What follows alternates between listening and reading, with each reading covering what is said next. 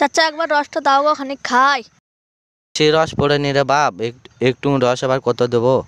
গো একটু দিলে কি হবে গো?